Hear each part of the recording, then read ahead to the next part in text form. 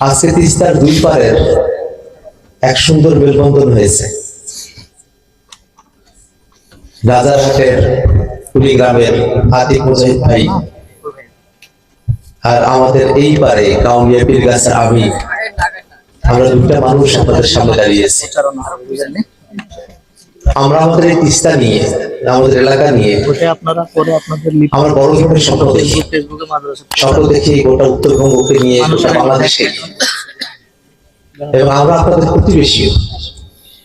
আমরা আপনাদের কাছে দোয়া চাই, আল্লাহ রাব্বুল আলামিন যেন আমাদেরকে এই কাউনিয়া পীরগাছাবাসী, কুড়িগ্রামবাসী, গোটা রংপুরবাসী তাদের সকলের হক আদায় করার মতো তৌফিক দান করেন এবং গোটা বাংলাদেশের জন্য কাজ করার মতো তৌফিক দান করেন। আমি আজকে আর বক্তৃতা লম্বা করবো না। আপনারা আমার এলাকার মানুষ, আমরা একই এলাকায় দীর্ঘ সময় ধরে বসবাস করে আসছে।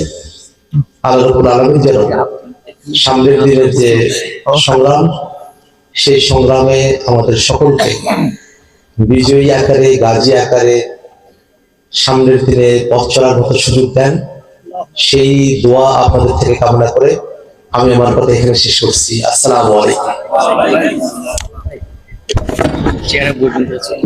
আমাদের একটা শখ আছে, আমরা যদি জয়লাভ করি আমরা একটা তাকবীর দিব, লিল্লাহি তাকবীর। সংসদে ওই তাকবীর হবে ইনশাআল্লাহ, আপনারা ভুলে যাবেন না, কাজ করবেন। আসসালামু আলাইকুম।